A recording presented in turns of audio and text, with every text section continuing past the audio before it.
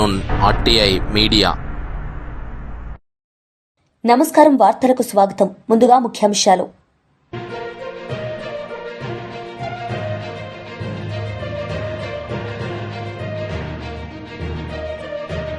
BJP leader కోసం Venkateswarlu media సమావేశం, పలు అంశాలపై వివరణ.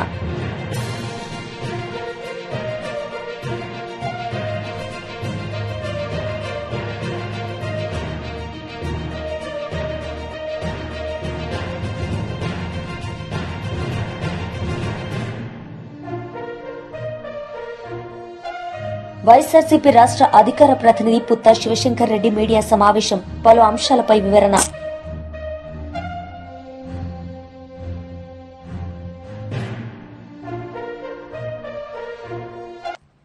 బీజేపీ లీడర్ కోసం వెంకటేశ్వర్లు మీడియా సమావేశం నిర్వహించారు. ఈ సందర్భంగా ఆయన మాట్లాడారు.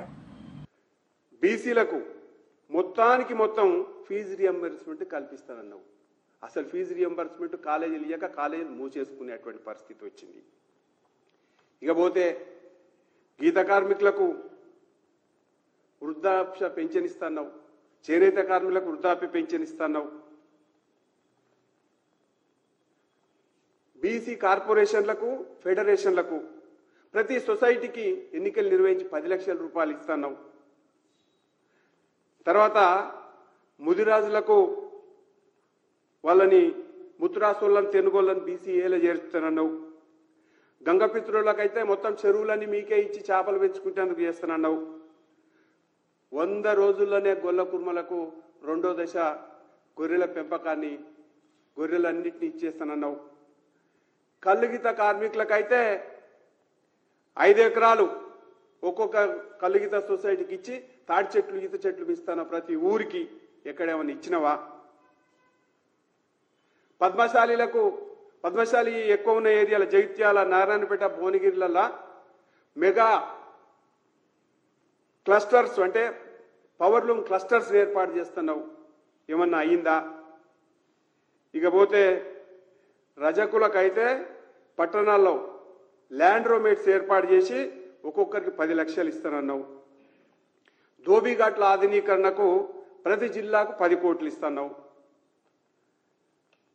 ఇక చేతి వృత్తులు అంటే వడ్రంగి, స్వర్ణకార, కమ్మరి, కుమ్మరులకు అందరికీ కూడా 90% సబ్సిడీ తోటి టూల్ కిట్లు ఇస్తానన్నావు. పట్టణ ప్రాంతాల్లో షాపుల ఏర్పాటు కోసం భూమి కేటాయిస్తున్నావు. ఇవన్నీ కూడా నువ్వు చెప్పినటువంటి, మీ పార్టీ చెప్పినటువంటి కామారెడ్డి డిక్లరేషన్. వీటిలలో ఒక్క హామీని కూడా అమలు పరచకుండా, నీ చేతిలో ఉన్నదాన్ని నువ్వు చేయలేకుండా ఇలా భారతీయ జనతా పార్టీని, కేంద్ర ప్రభుత్వం మీద, నరేంద్ర మోడీ మీద ఇష్టం వచ్చినట్టు మాట్లాడుతున్నావు, నోటికి వచ్చినట్టు మాట్లాడుతున్నావు.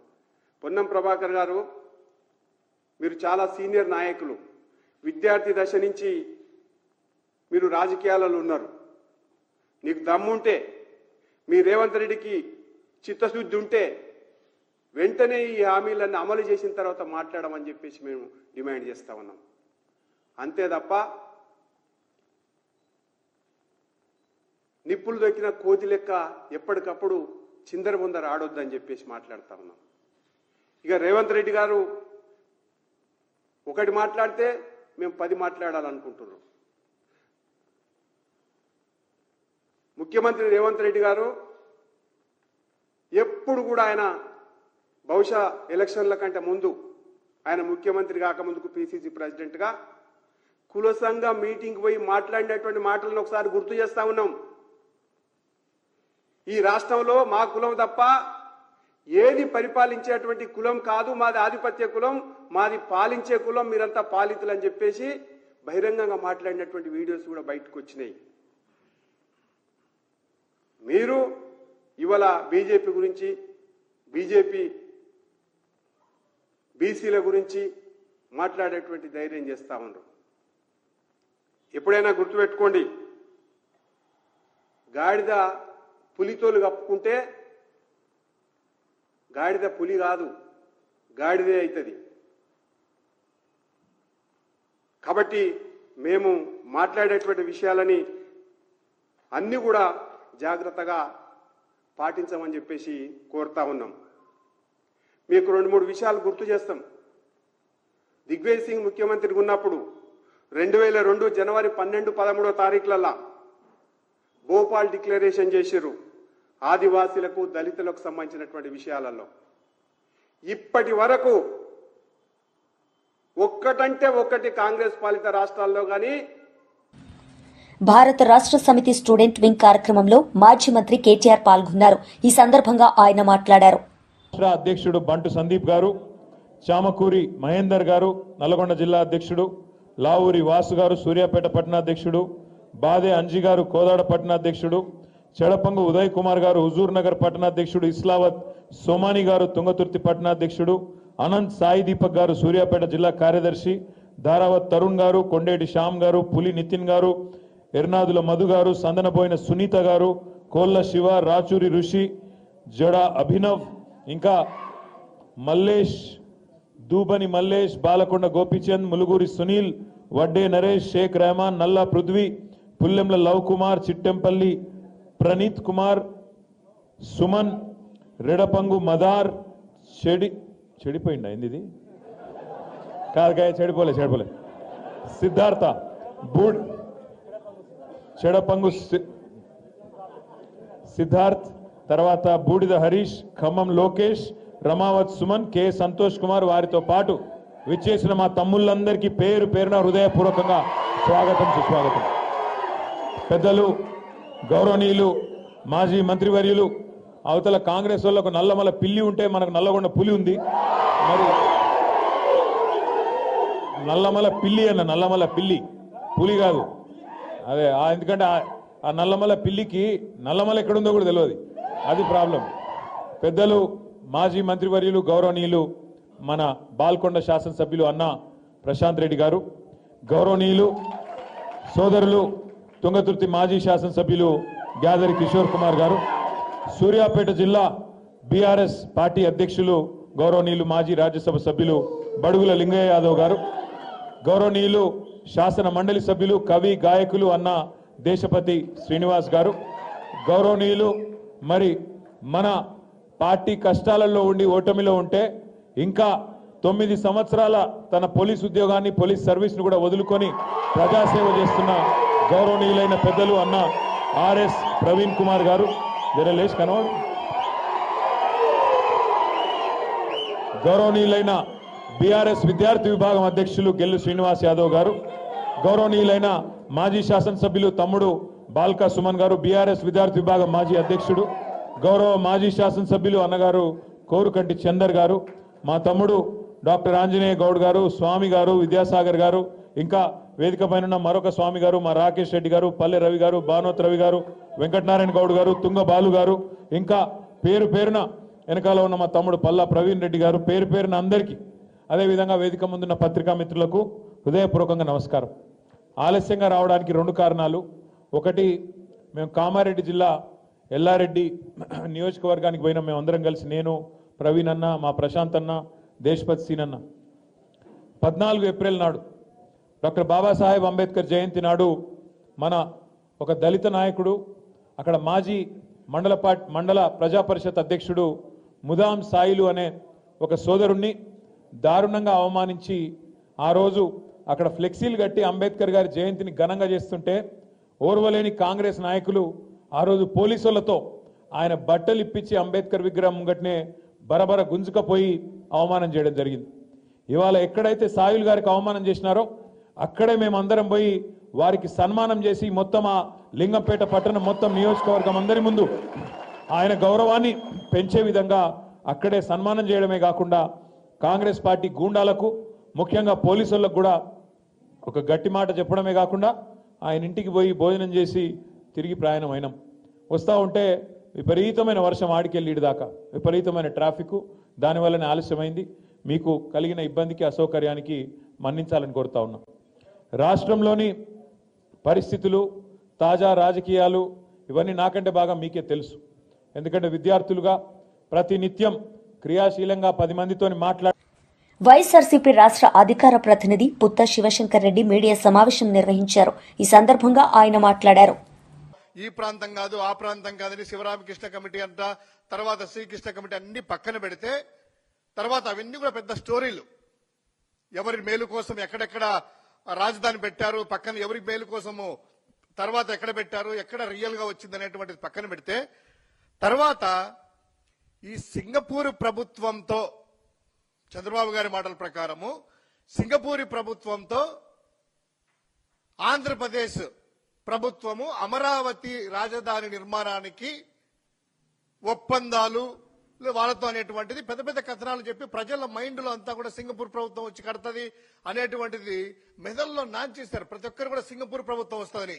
తర్వాత జీవోలు అన్ని రిలీజ్ అయిన తర్వాత సింగపూర్ ప్రభుత్వంతో కాదు, ఒక కన్సార్షియం అసెండా సింగ్బ్రిడ్జ్ సెంబకార్ప్ కన్సార్షియంతో అమరావతి డెవలప్మెంట్ పార్ట్నర్ ఇక్కడ వీళ్ళతో ఒప్పందాలు కుదుర్చుకొని ఆ ఒప్పందాల్లో కూడాను ఎవరికి ఎంత మేలు జరగాల ఏంటి అనేటువంటి చూస్తే కళ్ళు బయళ్ళు కమ్ముతాయి. ఎలా అంటే వీళ్ళు చేసేది అక్కడ 2 పనులు అప్పచెప్పారు. ఒకటేంటి, మొదట్లో ఏమో సింగపూర్ గవర్నమెంట్ మాస్టర్ ప్లాన్ ఫ్రీగా ఇస్తా ఉంది, సింగపూర్ గవర్నమెంట్ మనకి ఫ్రీగా ఇస్తాంది మాస్టర్ ప్లాన్. చంద్రబాబు గారు తదే చెప్తా వస్తే అయ్యా జనాలందరూ కూడా ఫ్రీగా ఇస్తాందని అనుకున్నారు. తర్వాత ఏం జరిగింది, అది సూర్జానా జురాంగ్ అనేటువంటి కంపెనీ పేరుతో మాస్టర్ ప్లాన్ మనకి ఇచ్చినట్టు టెండర్ లేకుండా నామినేషన్ పద్ధతిలో 28.96 కోట్ల రూపాయలు 28.96 కోట్ల రూపాయలు ఆ సుర్జానా జురాంగ్ అనేటువంటి కంపెనీకి చంద్రబాబు గారి ప్రభుత్వం ఇచ్చింది. దీన్ని 2023 సంవత్సరంలో కేంద్ర ప్రభుత్వ అధీనంలో ఉన్నటువంటి సంస్థ కాగ్ దీన్ని తప్పుపడుతూ ఎలా ఇస్తారు నామినేషన్ పద్ధతిన టెండర్ లేకుండా అనేటువంటిది. అంటే తనేమో మొదటి నుంచి సింగపూర్ ప్రభుత్వం నాకు ఫ్రీగా మాస్టర్ ప్లాన్ ఇస్తుంది అని చెప్పారు. తర్వాత 28.96 కోట్లు నామినేషన్ పద్ధతిలో వాళ్ళ అకౌంట్లకి జమ చేశారు. ఇక రెండవది, కీ ఏదైనా రాజధాని ప్రాంతానికి ఏదైనా కూడా ఉంటే స్టార్టప్ ఏరియా ఉంటది, ఏదైతే కోర్ ఏరియా, అది ప్రధానమైనటువంటి ఘట్టం స్టార్టప్ అనేది. ఆ స్టార్టప్ అనేది నార్మల్ ప్లెయిన్ ల్యాండ్ ఉంది, ప్రభుత్వము రైతులందరి దగ్గర రాబట్టుకొని వచ్చారు. వచ్చిన తర్వాత వాళ్ళకి రైతులకు ఏమి ఇచ్చారా ఇంకా అనేటువంటి మనందరికీ తెలుసు, వాళ్ళకి ప్లాట్లు ఎక్కడుండేది కూడా ఇంకా తెలియదు. కానీ ఈయన మాత్రము ఆ సింగపూర్ కన్సార్షియం కంపెనీకి 1691 గోవా గవర్నర్ గా అశోక్ గజపతిరాజు గారి ప్రమాణ స్వీకార కార్యక్రమంలో పాల్గొన్న స్పీకర్ అయ్యన్న పాత్రుడు గారు, మంత్రులు నారా లోకేష్ గారు, రామ్మోహన్ నాయుడు గారు, సంధ్యారాణి గారు, కొండపల్లి శ్రీనివాస్ గారు, టీడీపీ రాష్ట్ర అధ్యక్షుడు పల్లా శ్రీనివాస్ గారు, ఎంపీ అప్పల్ నాయుడు గారు, టీడీపీ నేతలు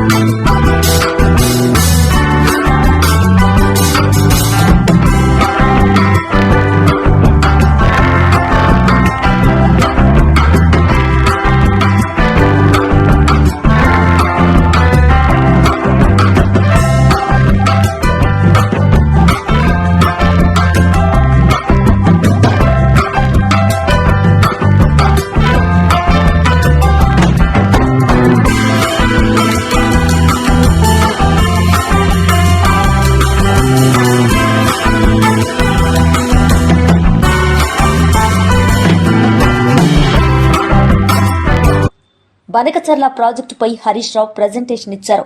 తెలంగాణ నీళ్లు ఏపీకి నిధులు ఢిల్లీకి పోతున్నాయి తెలిపారు. కాంగ్రెస్, బీజేపీ, టీడీపీ మన హక్కులను కాలరాస్తున్నాయని విమర్శించారు. తెలంగాణ హక్కులను మనం కాపాడుకోవాలి హరీష్ రావు సూచించారు. నీటి దోపిడీపై కుట్రలను బద్దలు కొట్టాలి హరీష్ రావు పిలుపునిచ్చారు. దీన్ని భవిష్యత్ తరాలకు మనం చెప్పకపోతే ఈ చంద్రబాబు నాయుడు డైరెక్షన్ లో నడుస్తున్న ఈ రేవంత్ రెడ్డి ప్రభుత్వం మన చరిత్రను, మన పోరాటాన్ని, మన అస్తిత్వాన్ని దెబ్బకొట్టే కుట్రలు చేస్తా ఉంది. అందుకే మీరు కూడా తెలంగాణ పోరాటాన్ని, తెలంగాణ ఉద్యమ చరిత్రను తప్పకుండా అర్థం చేసుకోవాల్సిందే, మనం ప్రజలకు వివరించాల్సిందే. అందుకే మీరు చూడండి, తెలంగాణ తల్లిని మారుస్తా అంటాడు రేవంత్ రెడ్డి, తెలంగాణ ఎంబులంలో కాకతీయ తోరణాన్ని తీసేస్తా అంటాడు, పాఠ్య పుస్తకాల్లో తెలంగాణ ఉద్యమ చరిత్రను తొలగించే ప్రయత్నం చేస్తుంటాడు, టీఎస్ ను టీజీగా మారుస్తుంటాడు. కేసీఆర్ గారు అద్భుతంగా ప్రపంచంలోనే అతిపెద్ద అంబేద్కర్ విగ్రహాన్ని నిర్మిస్తే దానికి తాళం వేస్తాడు, కనీసం ఆ విగ్రహానికి పూలమాల కూడా వేయనటువంటి మూర్ఖుడు ఈ రేవంత్ రెడ్డి గారు. కాళేశ్వరం మీద కుట్రలు చేస్తూ ఉంటాడు. ఇలా రేవంత్ రెడ్డి మన తెలంగాణ ఉద్యమ జ్ఞాపకాలను, మన అస్తిత్వాన్ని, మన పోరాటాన్ని ఇవాళ కనుమరుగు చేయడానికి కుట్రలు చేస్తూ ఉన్నాడు. అందువల్ల మనం రేపటి తరం నాయకులైన మీరు తప్పకుండా మన అస్తిత్వాన్ని మనం కాపాడుకోవాలి. భవిష్యత్ తరాలకు అందించాల్సినటువంటి గురుతరమైన బాధ్యత మనందరి మీద కూడా ఉంది. ఎందుకంటే ప్రపంచంలో ఏ ఉద్యమమైనా, ఏ పోరాటమైనా యువతతోనే ప్రారంభమవుతుంది, విద్యార్థులతోనే ప్రారంభమవుతుంది. తెలంగాణ తొలి దశ ఉద్యమం కూడా 1969లో విద్యార్థి ఉద్యమాలతో ప్రారంభమైంది. మలిదశ ఉద్యమానికి ఊతమిచ్చింది, చివరి దశలో అద్భుతమైన పోరాట రూపం కల్పించింది కేసీఆర్ నాయకత్వంలో మన యూనివర్సిటీల్లోని విద్యార్థులే అని చెప్పి కూడా నేను గుర్తు చేస్తా ఉన్నా. అందువల్ల ఇవాళ మీరు కూడా రేపటి తరం నాయకులు. కేసీఆర్ గారు ఎంతో మందిని, ఆనాటి విద్యార్థి నాయకులను ఎమ్మెల్యేలుగా, ఎంపీలుగా, కార్పొరేషన్ చైర్మన్లుగా, కమిషన్ మెంబర్లుగా ఉన్నతమైన స్థానానికి ఆనాడు కేసీఆర్ గారు తెచ్చారు. వాళ్ళందరూ ఎవరో మీకు తెలుసు, ఇక్కడే ఉన్నారు నాయకత్వంలో. మీలో కూడా రేపు తప్పకుండా బీఆర్ఎస్ పార్టీ కేసీఆర్ గారి నాయకత్వంలో మీలో కూడా రేపు కాబోయే కార్పొరేషన్ చైర్మన్లు ఉన్నారు, ఎమ్మెల్యేలు ఉన్నారు, ఎంపీలు ఉన్నారు, మున్సిపల్ చైర్మన్లు ఉన్నారు. నాయకత్వం ఎక్కడి నుంచో పుట్టదు, మీ నుంచే, విద్యార్థుల్లో నుంచే నాయకత్వం పుడుతుంది, యువత నుంచే నాయకత్వం పుడుతుంది.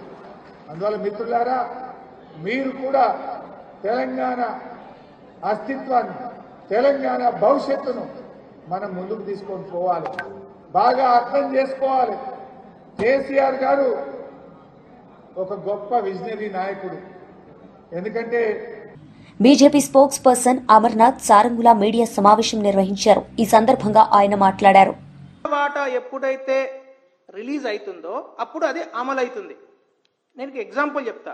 ప్రధానమంత్రి ఆవాస్ యోజన అర్బన్ కింద 1705 కోట్లు కేంద్ర ప్రభుత్వం ఇస్తే దానిలో రాష్ట్ర వాటా చేతగాని ప్రభుత్వం, అంటే రాష్ట్ర వాటా కూడా ఇవ్వలేనంత దారుణమైన పరిస్థితులలో ఉన్న ఈ ప్రభుత్వము 393.81 కోట్లు ఇంకా ఖర్చు చేయలేని పరిస్థితి ఉన్నది.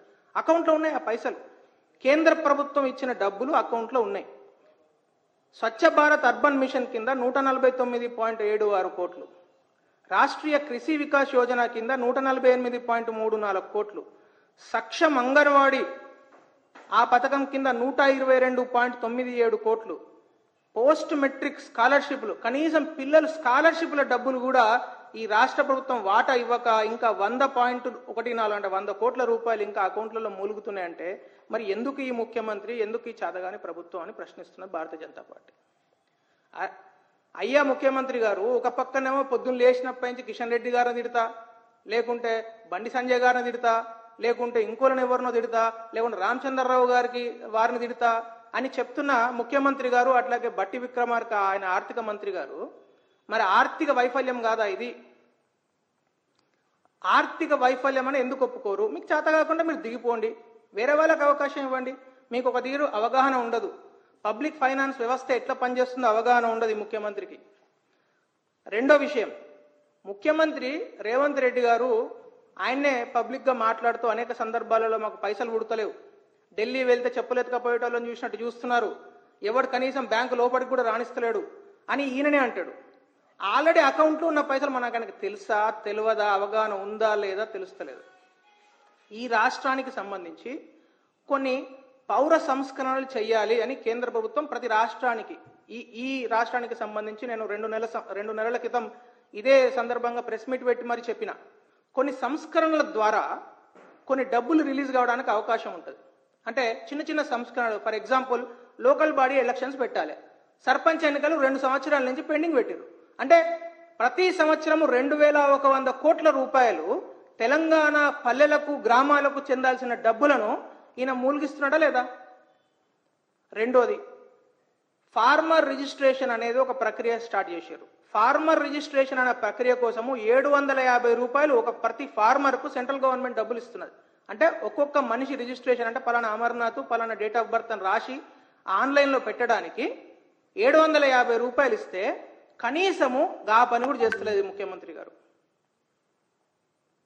కరెంటు బిల్లులు సమయానికి వసూలు చేస్తే, పవర్ సెక్టర్ రిఫార్మ్స్ చేస్తే ఈరోజు 25,000 కోట్ల రూపాయలు రాష్ట్ర ప్రభుత్వం అంటే తెలంగాణ ప్రభుత్వము ఇంకా ఫర్దర్గా 25,000 కోట్ల రూపాయలు అప్పుగా తీసుకోవడానికి వీలున్నది. ఆ పని కూడా చేస్తలేదు ఈ రాష్ట్ర ప్రభుత్వం అంటున్నా. అంటే వీళ్ళు ఇంత చేతగానే వాళ్ళ ఇంత దారుణమైన పరిస్థితుల్లో ఉన్నారా? శాస్కీ పథకం అని ఒక పథకం తీసుకొచ్చింది సెంట్రల్ గవర్నమెంట్, క్యాపిటల్ ఇన్వెస్ట్మెంట్ కోసం, సిస్టమేటిక్ క్యాపిటల్ ఇన్వెస్ట్మెంట్ కోసం. అంటే ఏదైనా ఒక మున్సిపాలిటీయో లేకుంటే ఒక కార్పొరేషనో సెంట్రల్ గవర్నమెంట్ నుంచి ఒక 100 కోట్లు 1000 కోట్లు 10,000 కోట్లు అప్పుగా తీసుకొని 50 సంవత్సరాల వరకు. వార్తలు ముగించే ముందు ముఖ్యాంశాలు మరోసారి.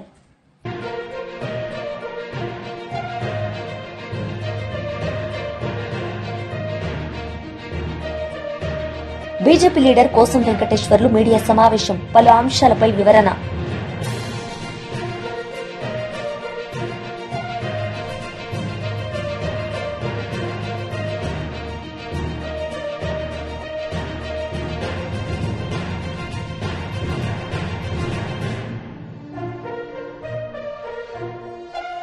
వైఎస్ఆర్సీపీ రాష్ట్ర అధికార ప్రతినిధి పుత్తా శివశంకర్ రెడ్డి మీడియా సమావేశం, పలు అంశాలపై వివరణ.